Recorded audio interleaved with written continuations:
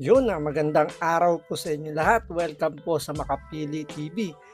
Eto po, literal po na pinagtawanan po ni Attorney Perdi Topacio ang mga kengkoy na nagsampa ng impeachment complaint laban kay Vice President Sara Duterte. Kung isipin mo, may mga kasama silang mga abogado. Actually, si Laila de Lima, siya pa yung nagtumayong spokesperson.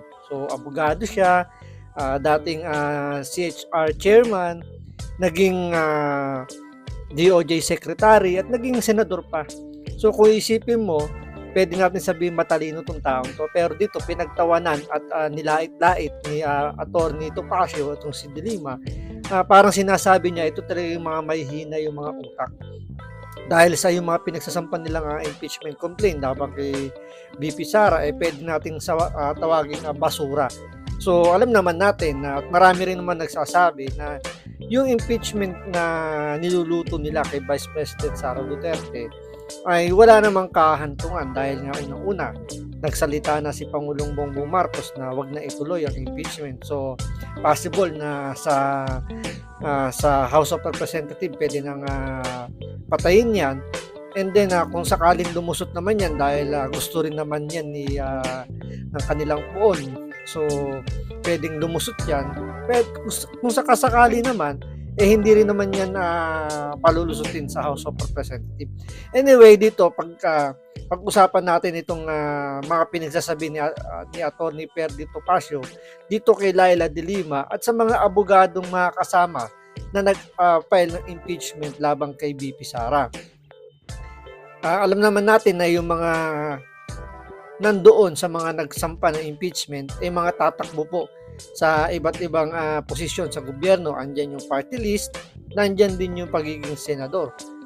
Ang alam naman natin dito na ang habol lang naman ng mga kengkoy na to is publicity dahil iba pa rin yung ikaw ay pinag-uusapan. Sabi nga nila, good or bad, still publicity pa rin po yun. So ito, panoorin po natin itong mga sinabi ni Atty. Perdi Topacio at bakit niya pinagtatawanan itong mga abogadong nandoon sa mga nagsampa na impeachment complaint lamang kay BP Sara. So bago ang lahat, kung hindi ka pa nakasubscribe sa Makapili TV, baka pwede naman pong pakipindot po muna yung subscribe button at the same time, palike na rin po ng video, wala naman pong bayad yan, kaya pindot na. So ito, panoorin po natin kung paano po laitin, pagtawanan ni Atty. Perdi Topacio itong si Laila de Lima at yung mga kasama niyang nagsampa ng impeachment complaint laban kay BP Sara.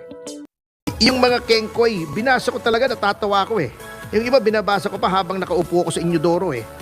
Kasi bagay eh. Oh. Okay. Unang-una, ang impeachment po ay impeachable officer ang Vice President. Anong ibig sabihin? Anong legal implication nito? Dapat, yung mga ginawa mo na para ikaw ay ma-impeach, dapat ginawa mo yon bilang noong ikaw ay nakaupo na as one of the impeachable officers. Ayun.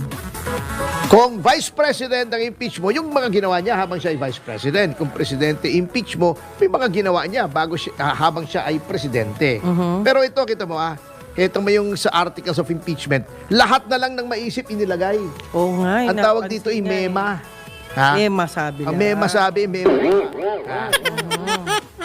Ito, Article 4 ha. Apo. Di umano daw si Vice President Sara ay naglustay ng 2.735 billion in secret funds noong siya ay Davao City Mayor.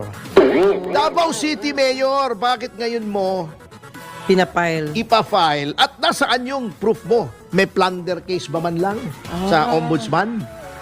Nasaan ang iyong proof na merong paglulustay ng bilyon-bilyon? Alam nyo, kayo po ay nag-i-impeach ng second highest official na binoto ng 32 million Filipinos. Hindi basta-basta. Dapat ina-impeach yan kung puro chismis lang.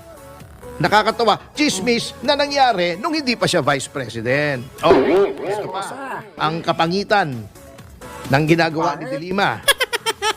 Ill-gotten wealth daw, 111 million. Nasaan? Nasaan ang proof? Yung pinakita ni Trillanes, ayaw ngang aminin nung AMLAC na sa kanila nang galing. Dinidinay nga nila, pinandidirihan nga nila. 2 beses nila sinabi, hindi galing sa amin yan, hindi ko malaman kung saan galing yan. Papasihan mo yung nilabas ni Trillanes na impormasyon na hindi malaman kung saan ang galing, hinugot yata sa puwet ni Trillanes yun eto pa. Yun ang Article 10. Nakakatawa talaga. Okay. Article 11. Meron daw unexplained wealth dahil nilalagyan ng mga drug personality. Sino? Oh. Sino? At ngayon ba, sinong drug personalities? Wala naman nakalagay doon sa Article 11. Sino nagbigay? May umamin ba na nagbigay sila kay Vice President? Puro ang tawag dito sa Chabacano, kutsinanga. Chismis. Pero medyo bastos yun, kaya huwag na natin i-translate. Shira. Shiranay. Hala, sinasabayan ka o sige. Article 12. Okay. Hindi daw nilagay yung mga bank deposits sa SALN. Again, nasaan bank deposits? Alin? Magkano? Walay. Eto pa, Article 16. Opo.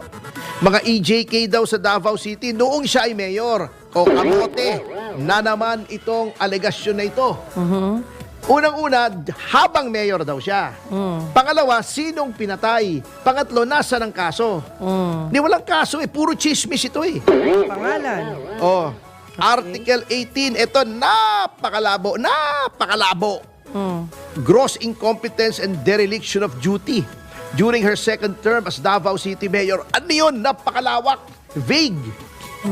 Sa batas, meron sinasabing void for vagueness. Kung ang akusasyon ay magulo, hindi maintindihan. Napakagulo. Parang bulbul. Buhol-buhol. Buhol-buhol magulo. Di ba pag buhol-buhol? Diba buhol-buhol yung buhok mo, buhol-buhol yung alambre. Opo. Hindi, diba? may shortcut kasi. Sige po. Oo. Buhol-buhol ni De Lima, yung kanyang ginawa. Buhol-buhol yung ginawa niya. Grabe makatawa sila Buhol-buhol! Sige Ano ba sinasabi ko? Ba't natawa kayo? Yan. Anong gross incompetence? Kasi pag sinabi niyong ganito lang, alam niyo po ang nangyari pagka vague ang accusation, it violates the due process clause of the Constitution. What does the due process clause state? Dapat, kung magcha-charge ka, may particularity, may specificity. Anong ginawa ko? Sasabihin ako, ikaw, mamamatay tao ko. Bakit mo sinabi? Sinong pinatay ko? Kailan ko pinatay? Saan ko nilagay yung bangkay? Nasaan yung bangkay?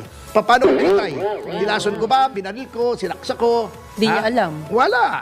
Ayun. Ba't na namatay? Pinakitahan ko ng litrato ni Benny Abante, kaya inatake sa puso. Ano bang nangyari? Anong cause of death? Unexplained wealth.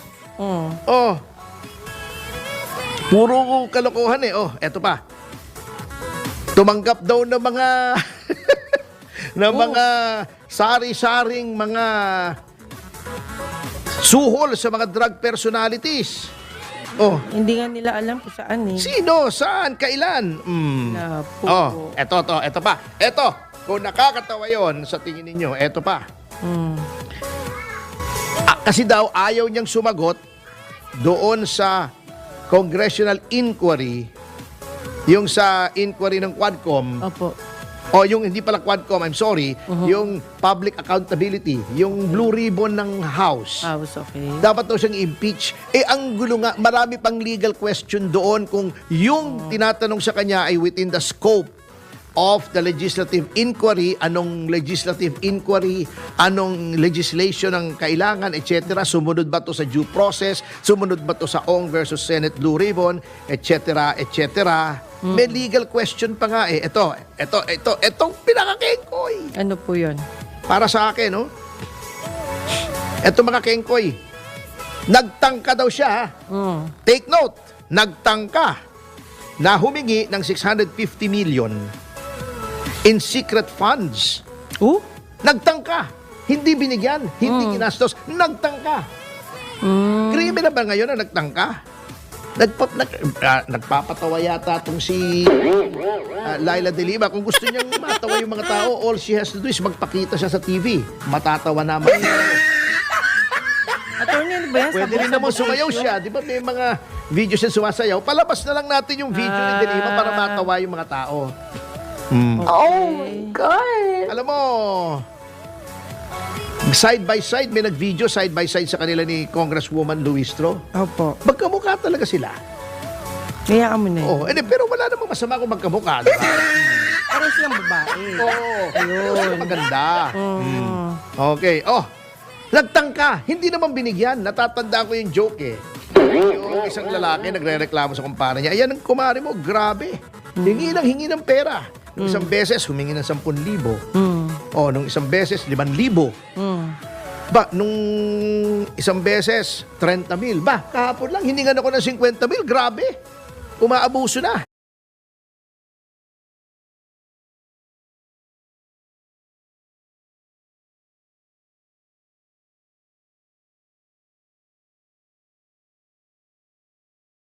Binigay mo ba? Sabi niya, anong ginagawa niya sa pera? Bay, malay ko, hindi ko naman binibigyan eh. Ano ba yun? Kaya nga eh. Oh my God. Kengkoy. Kengkoy talaga. Eto pa, Ano po? umalis daw siya sa bansa nung nagkaroon ng super typhoon Karina. Oh, bagyo yun. Alam mo nung, actually, eto ha, nung binabasa ko yung articles of impeachment, kunirot ko yung sarili ko. Akala ko nananaginip ako. Totoo ba ito? Nilagay nila ito sa articles of impeachment. Grabe. Dating Secretary of Justice, dating Chairman ng Commission on Human Rights, dating Senador, na ipinagyayabang magaling daw siya sa batas. Oh. Can you imagine, pumayag siya na ilagay ito sa articles of impeachment at siya pa ang tagapagsalita para lamang magkaroon siya ng publicity dahil tumatakbo siya sa party list. Yun na. Oh,